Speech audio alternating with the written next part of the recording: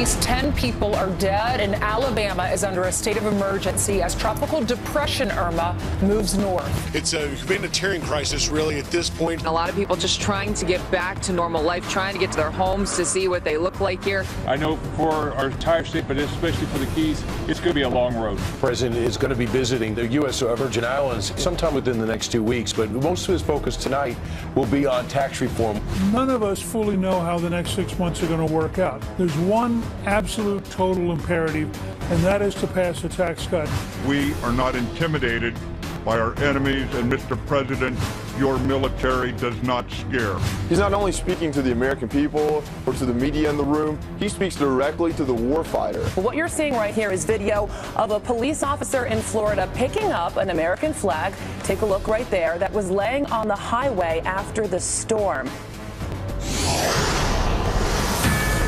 Well, this is a Fox News alert, 7:01 here in New York City, and at least 10 people dead in the United States, mainly Florida, and Alabama is now under a state of emergency as now tropical depression Irma moves north across much of the southeast. The monster storm whipping winds, spinning tornadoes, and historic flooding to the southeast.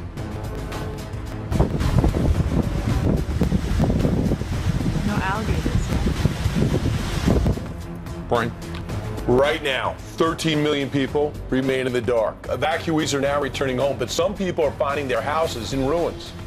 We have team coverage all across the state of Florida. We have Peter Ducey, who is live in Jacksonville. We're going to start, though, with Griff Jenkins, who's in Naples. Griff, what's going on there?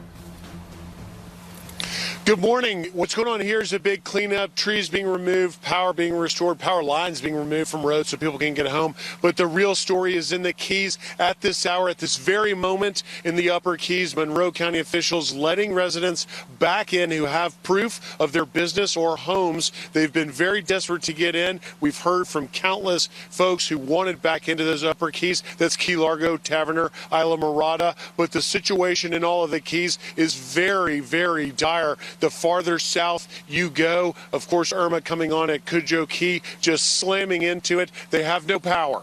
They have no water. They have no cell service. Food is running out down there, and that is why people are calling it a humanitarian crisis. Some 10,000 people remained behind. I've been talking some with the gentleman who runs some hotels in the marina there in Key Largo, Burgess Warren. He's texting me with me saying, we're doing okay here up in the northern Keys. We're trying to hang on. We have a little bit of power through generators, a little bit of food, everyone coming together with a Florida spirit. But in the south, very bad aerial images showing boats just submerged, houses flattened down there. Governor Scott having to tour the area to try and get a better sense of what is on his hands. This, of course, as the entire state, 5.6 million Floridians without power. That's 54% of the state without it this morning, guys. Indeed. All right. Hey, Griff, how do you compare this to Houston? I'll tell you, Houston was a water flooding event. This was obviously a wind event that has just absolutely paralyzed the state when it comes to the necessities, power, water, cell service. So what you have playing out here, certainly in the Keys, is very, very pressing. Not the same cause, wind, not water, but nonetheless, catastrophic and life-threatening still down there in this case. You're right Brian. about that. All right. Yeah, we don't forget those in Texas that are going through all of that, all that flooding. No kidding. But this one seems to have affected more people, right? Because it just kept going up the East Coast. It did, and when we were talking over the last 4 days about where it would go, first it was going to be the East Coast, and Miami was going to be impacted. Then it was going to be the West Coast, and Naples was going to be under 12 feet of water. Nobody was talking about Jacksonville, Florida, and yet yesterday, out of nowhere, Peter Ducey, they had a Cat 3 surge there, didn't they? They sure did. Here in Jacksonville, the Coast Guard saved at least 118 people with units from Kentucky, West Virginia, and Tennessee by going door to door looking for the white flags that officials urged residents to hang outside if they needed help and could not get out. The Jacksonville Fire and Rescue Squad also helped get locals to high ground, including this infant whose house was completely surrounded by rising river water. The Jacksonville Mayor Lenny Curry did call this a Category 3 storm surge, meaning he thinks the water was much stronger than the wind here. And Mayor Curry tells me that water from the St. Johns River will be a threat to this northern Florida city for days. What I don't want people is, I don't want them to get complacent. And I told them this when they saw it move to the west.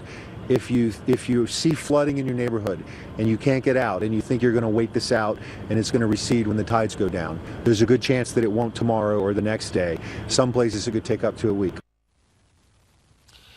As of midnight, there were more than 167,000 people here in Duval County without power, but amazingly, the lights are starting to come on in this neighborhood where the St. Johns River is still about 3 blocks further past its banks than it is supposed to be. This is a river that has not flooded this bad since 1846.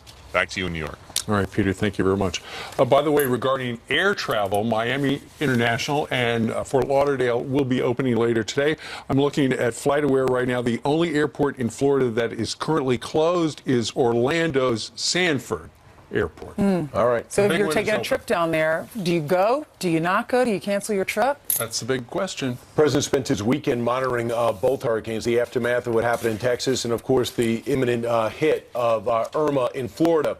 And as he focuses on that and makes plans to go to the U.S. Virgin Islands, which has been virtually destroyed like the Keys, he also is planning for dinner tonight. I'm not sure if he picks out the menu, but he did make sure certain people attended. 3 Democrats, 3 Republicans. The topic, tax reform, and I imagine whatever Donald Trump wants you to eat. All right, so because he never asks. On the left-hand side of your screen, those are the 3 Republicans, John Thune, Patrick Toomey, and then Chairman Orrin Hatch, Chairman of the Senate Finance Committee. The 3 Dems, though, these are the ones that many times they will vote with the Republicans. And you see the female there, Heidi Heitkamp. She's the senator from North Dakota, and she was traveling with the president last week and up on stage with him. So he's getting these Democrats, trying to get them on board. And you know Joe Manchin, he's on our show a lot, trying to say, come on, the Republicans aren't giving me any votes. Maybe you guys will come over on my side Well, and he help me needs out. 60 to get the tax reform that he wants, and maybe those 3 will be there. Right, and remember, those 3 Democrats are all from states where Donald Trump won big. So it's kind of like, it's self-preservation. If they would like to be U.S. Senator for another 6 years. If they're all up for re-election. Absolutely. Maybe we should go ahead and side with the president, because what he's trying to do is he is trying to find some middle ground. As we discovered last week, the president is, you know what, if it takes cutting a deal with Democrats to get stuff done, that is what he will do. Meanwhile, Newt Gingrich, who knows politics better than anyone, says President Trump have every reason to worry that the tax cut, once it gets into that Washington swamp, might not emerge. Watch. Trump is a Republican, but he doesn't get up in the morning and say, my number one job is to build the Republican Party. I think he sincerely is wrestling with, how do you make America great again?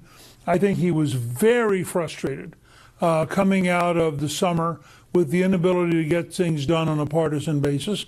And I think there's a little bit of floundering here that I think may be creative and healthy. We are in a different world. None of us fully know how the next 6 months are going to work out. I think for the Republicans, there's one absolute total imperative, and that is to pass a tax cut by Thanksgiving. And I think Trump has every reason to be worried that they won't be able to do it. And it is a little bit of a risk in that you could look at those 3 seats and you want their votes, right?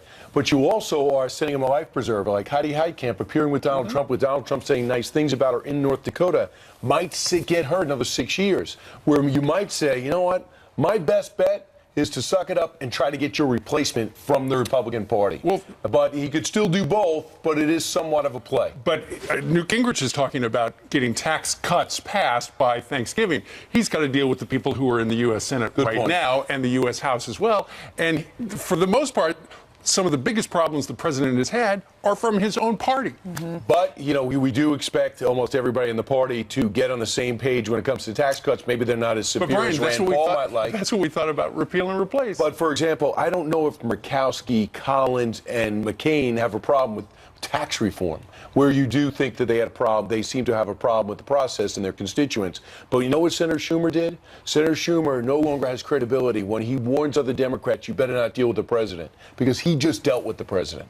You're absolutely right. You know what? You're right about when you were talking about everyone, well, the majority of the people in that state, in these states that these Democrats represent, they voted for the president. So it's smart for them to get on board with him. But then it reminds me of, remember when Chris Christie invited President Obama to come and look at the Sandy, what happened with Sandy? And Republicans were so upset because he's a Republican that represents the Republicans in New Jersey, and he was holding arms because it was just before the election. Exactly. So it can work in your favor, but it could also work against you. So the big question is, will the Democrats work with the president? Then again, it's will the Republicans work with? Isn't it refreshing though? Isn't it nice to see the Democrats and Republicans coming to the table? Unless it ends up in a big brawl. I don't think it will. A food fight? Yeah, never know. There is security. There's some more headlines we want to share with you this morning. A plane packed with people forced to ditch its landing seconds before touching down. This exclusive Daily Mail video shows the Delta pilot pulling back 400 feet above the Atlanta runway, unable to land in strong winds from Hurricane Irma, a tropical storm now, Irma. The plane landing safely in Charlotte, North Carolina 40 minutes later. It was the first U.S.-bound flight from Nassau, Bahamas since the hurricane hit on Saturday. President Trump's controversial immigration order getting a second win from the Supreme Court. Justice Kennedy temporarily allowing the revised travel restrictions on those 6 Muslim-majority nations by delaying lower courts' ruling to end it. The opposition argues that President Trump's words about Muslims on the campaign trail prove the policy is constitutionally flawed. Judge Napolitano says that argument is unprecedented. I have never seen this before, where the words of a candidate are used against that same person when he's now in office. You often say incendiary things when you're running for office in the heat of the moment to gin up the crowd, to resist your opponent for whatever. The Supreme Court hears full arguments on the travel policy next month. And happening today, the new iPhone is set to be unveiled, and people are already lining up for it. A journalist posting this picture of people waiting to be the first to order the phone in Australia. It's expected to be Apple's biggest upgrade in a decade. The phone's said to feature a brighter screen, facial recognition, and wireless charging. That's nice. I like that. The top model could cost $1,000. I don't like that. You know, you always have to wait. You have to wait till they work out all the kinks, and then you buy it. Right. You mean that could be a while? Yeah, we have to get because they always have bugs. Exactly. So don't go get in line, Brian. Not yet. Stay here on the curvy. Right. I think you need me. 12 minutes now after the hour. Did you know former President Obama has earned nearly $1 million in post-presidential perks on your dime? Iowa Senator Joni Ernst has a plan to fix that. She joins us live next. And Michael Moore wants to know why President Trump hasn't opened up Mar-a-Lago to Irma evacuees. Guess he doesn't own a map. Donald Trump Jr. is taking Michael Moore to school. That story straight ahead on this Tuesday, Fox and Friends.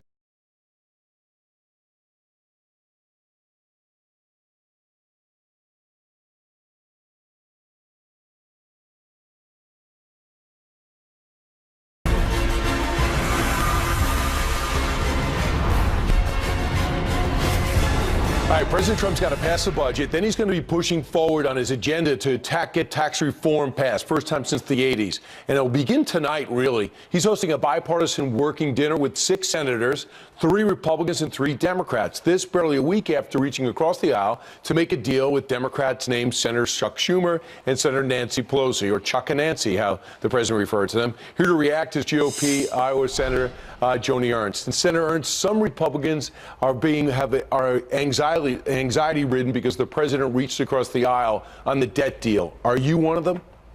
I don't have anxiety over that. I think tax reform is a must-do, and if we are in the chair steering that conversation, I'm okay with that. But you are in power. You have the majority in both houses and a Republican president. Are you okay with him saying, hey, Democrats, what do you want?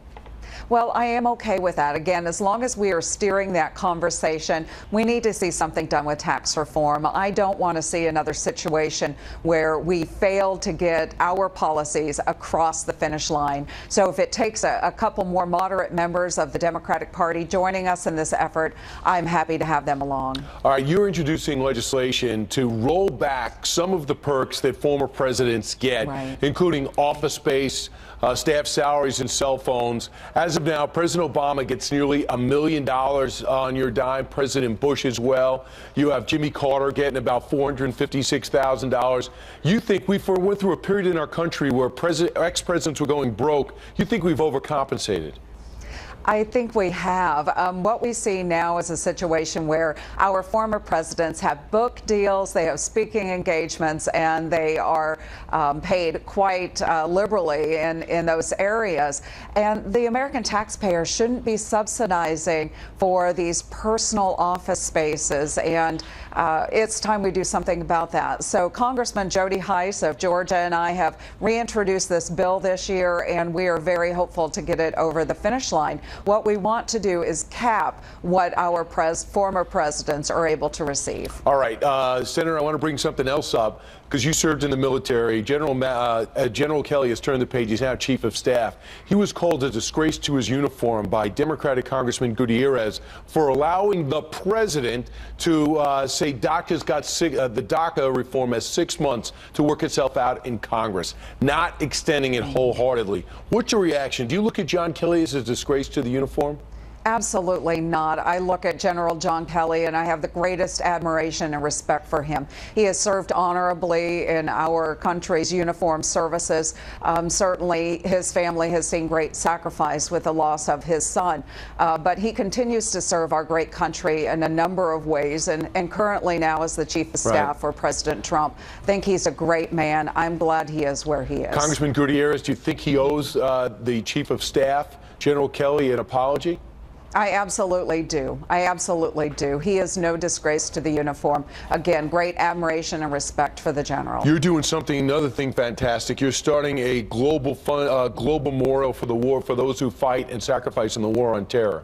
Correct. The president just signed this act into law. It is a memorial foundation for the global war on terror, and it is a private foundation that has been established.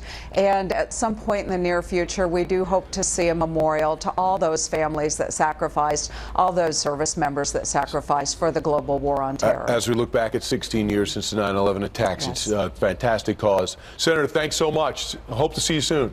Absolutely. Thanks, Brian. Have a wonderful day. You too. Still ahead, Ebony Williams is a beauty queen turned lawyer and talk show host. Now she's building a case for beauty and brains. She's here to explain with a brand new book. She's going to be walking through that door in a matter of seconds. I knew it.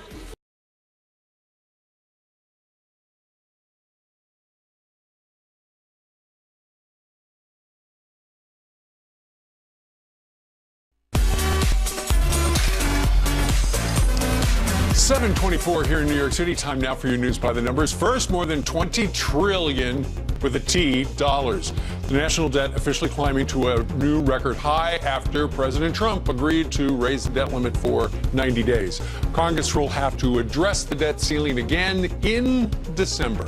Next, more than 30,000. That's how many illegal immigrants were nabbed crossing the southwest border last month alone. According to the Department of Homeland Security, the number has doubled over the last 4 months.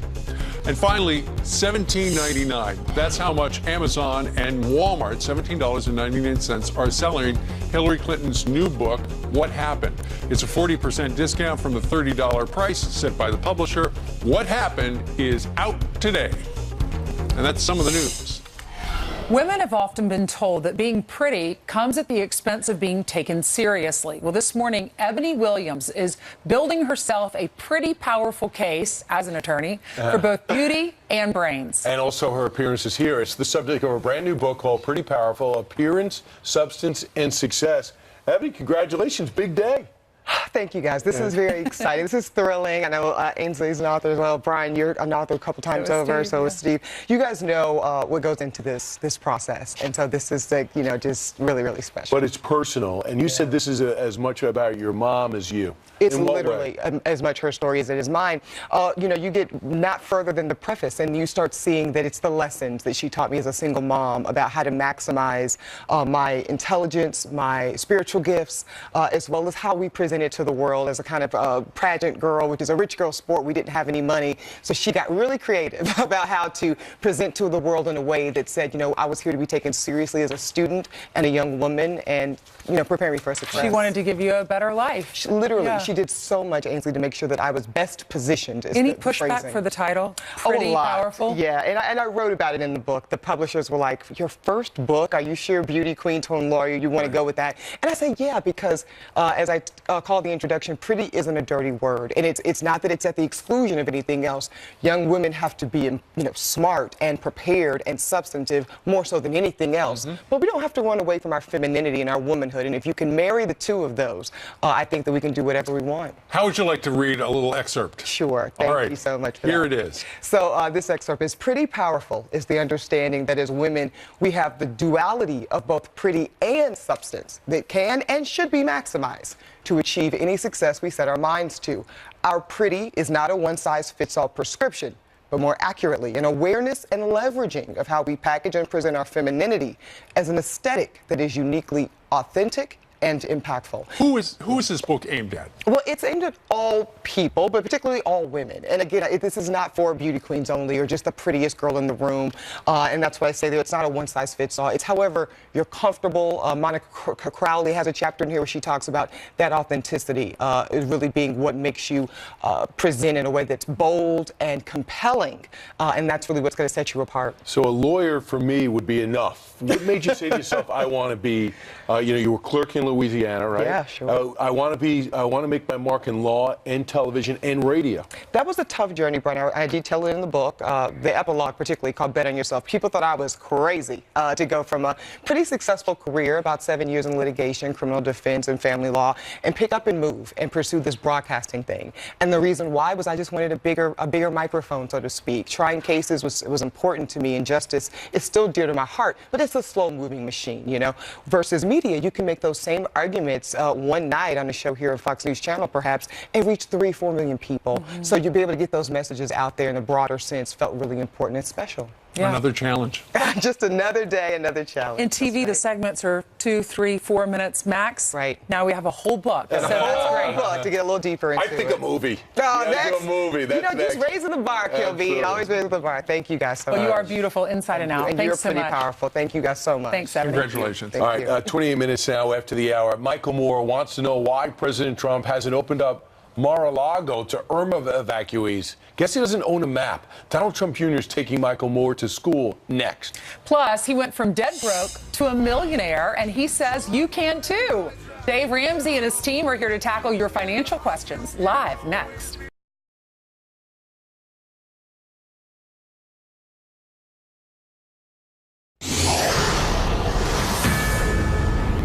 Welcome back. 28 minutes now before the top of the hour. That's Brock Long, and he's giving an update on Florida after Irma hit. And after all, we're still experiencing the after effects. We'll dip in and be able to listen to find out, to give everybody a sense of Our going producers forward. back in the back, they're listening to all of this. If there's information that you need to know, we'll definitely be passing that along to you. All right, meanwhile, millions in Florida without power this morning as evacuees begin returning home after Hurricane Irma. Airports are starting to reopen today, but it could take several days to get everything back on track. Jillian Mealy joins us live. She's in Orlando with the very latest, where, Jillian, I understand Disney World is going to reopen today. A lot of people are happy about that. That's right. Disney World is going to reopen today. Water parks will remain closed in the area.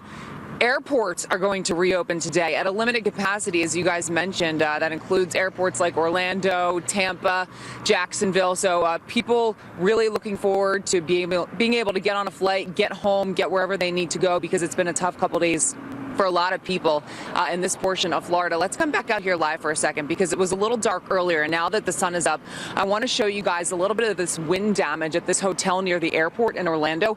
Take a look at the facade of that building, just completely ripped off by the wind. Scariest part, there were people sleeping in this hotel when this happened. We talked to one woman who said she jumped out of bed, startled, scared, didn't know what was happening. And by the way, that's just one portion of the building where the facade ripped off. It happened in a couple different locations on different sides of the building. So really scary situation here in Orlando. Take a look at some video, though, that we shot yesterday about 50 miles southwest of Orlando. A town called Lakeland got hit really hard by the storm. The eye of the hurricane went through Lakeland, a small town. It's just devastating out there for a lot of people. Trees into houses. We saw branches. We saw power lines everywhere. Trees just uprooted pretty much every corner you turned. But if there's anything good to take away from a situation like this, we met a couple who found it. Listen. We had neighbors come over and start helping and sawing and chainsawing and hauling out limbs. Then all of a sudden, just people started stopping and walking up and pitching in and helping. It was a really amazing thing. Isn't that incredible? People they didn't know just came over with chainsaws and said, what can we do to help? So when you have tragic situations like that, you have people coming in to say, let me help you. What do you need? And it's situations like that that makes you say, okay, you know what, we can get through this. And that's exactly what they said. Guys. Right. The Spirit of Texas transferred to Florida. Thanks, Jillian. Thank you, Jillian. Let's give you some more headlines this morning. The corruption trial of Democratic Senator continues today. A former aide testifying that Menendez took a personal interest in getting visas for 3 women, all acquaintances of a wealthy donor and a friend. Menendez is charged with accepting gifts and campaign donations in exchange for helping that friend. Stop and look at this video. A plane falling out of the sky. Wow. Wow. The pilot says he was heading to breakfast when he lost control and he went down in that parking lot in Connecticut. The plane slamming into the tree before flipping over and landing on top of those cars. Thankfully, believe it or not, no one was hurt. A fuel leak believed to be behind that crash. Donald Trump Jr. getting cheers online after laying a Twitter smackdown on Michael Moore, the liberal filmmaker slamming President Trump and his Florida resort after Hurricane Irma, tweeting this: has he opened up Mar-a-Lago as a shelter yet? Well, Trump Jr. firing back, defending his father's resort, tweeting this: it's on an island on both the ocean and intercoastal and in a mandatory evacuation zone. Probably not the best idea, but you know, narrative. And those are some of your headlines. Meanwhile, Steve Doocy has got something important. I do. I've got some folks to talk to. Brandon Ainsley, thanks. Do you have financial questions, folks watching out there in TV land and on the radio as well? Well, we have a team of financial experts here to answer your questions. Dave Ramsey brought along the whole Ramsey Solutions group with him this morning. Joining us right now, we got Dave Ramsey, Chris Hogan, Christy Wright, and Ken Coleman. Good morning to all of you. Good morning. Now, I mentioned the radio because as of yesterday officially, Dave, I think you're on channel 132? Yeah, 132. We've got the Ramsey Solutions Network now. For 4 hours, and each of these guys have a show on there, and my show has always been on XM, Sirius XM, but right. So you can continue to get it there. But the Ken Coleman show launched yesterday for the first time. It's a real big day for us. We're having a lot of fun with it. Okay, we've got we'll talk a little bit about each of you in a moment, but first we've got a whole bunch of questions from folks who've got questions for y'all. Dave, the first question comes from Michelle in Colorado. She writes, I found out over the weekend that my information may have been impacted by the Equifax breach. Great. 100 million Americans were. What advice do you have for the victims of this incident? You know, this is like one of the worst identity breaches we've ever had. We've had larger ones, but they got everything. Yeah. I mean, they got social security numbers, they got birth dates, they got everything they need to open a credit card falsely in your name now. It's 143 million Americans, and it's the 3rd time Equifax has been hit. So I don't know how Equifax is going to recover from this. It's a huge hit on their credibility and on who they are. What you do is simply this: you freeze your credit bureau, you check it, and you buy identity theft insurance, and you buy the kind of identity theft insurance that's not simply monitoring. And you certainly don't take Equifax's free offer, which when you sign it now says, I can't participate in the class action suit. Oh, really? Yeah, well, that's nice. Yeah, so they really have screwed this thing up like 6 ways from Sunday.